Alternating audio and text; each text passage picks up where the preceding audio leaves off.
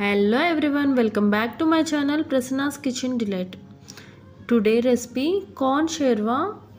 ఇది చపాతీలోను పరాటాలోను వెజ్ బిర్యానీలోను పులావ్లోను ఈ షేర్వా అనేది చాలా టేస్టీగా ఉంటుంది. మనకి ఇలా వెజిటబుల్స్ లేనప్పుడు సింపుల్ ఇంగ్రీడియంట్స్తో మీరు ఇలా షేర్వాని అయితే చేసుకోవచ్చు. దీనికి ముందుగా చిన్న అల్లం ముక్క, 4 వెల్లుల్లి, ఇలా టమాటాని ముక్కలుగా కట్ చేసుకొని 2 ఆనియన్స్ని ముక్కలుగా కట్ చేసుకొని ఒక మిక్సీ జార్లో అయితే వేసుకోవాలి.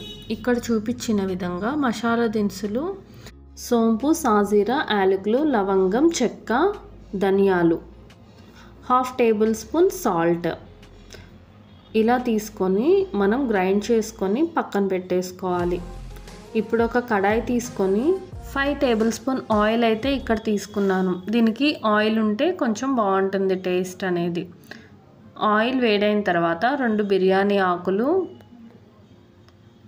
ఒక ఉల్లిపాయ చీలికలుగా కట్ చేసుకొని 2 పచ్చిమిర్చి కూడా ఇలా వేసుకొని కొంచెం గోల్డెన్ కలర్ వచ్చేంత వరకు ఫ్రై చేసుకోవాలి.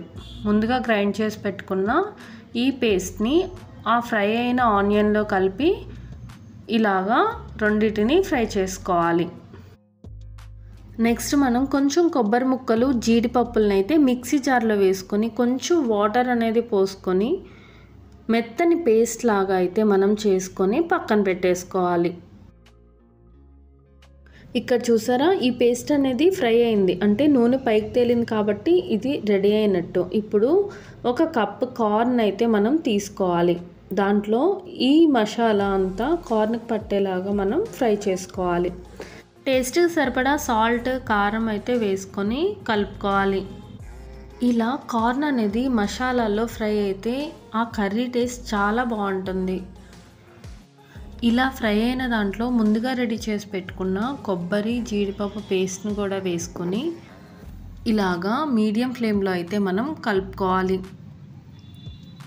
ఇలా అది కూడా కొంచెం ఫ్రై అయిన తర్వాత 1/2 గ్లాస్ వాటర్ అయితే పోసుకొని మీడియం ఫ్లేమ్లో అయితే దీన్ని ఉడికించుకోవాలి. ఇలాగా 5 మినిట్స్ తర్వాత మనకి థిక్నెస్ గ్రేవీ అనేది రెడీ అయిపోతుంది. ఇలా రెడీ అయిన గ్రేవీలో కొంచెం వెన్నపూస వేసుకుంటే ఆ టేస్ట్ చాలా బాగుంటుంది.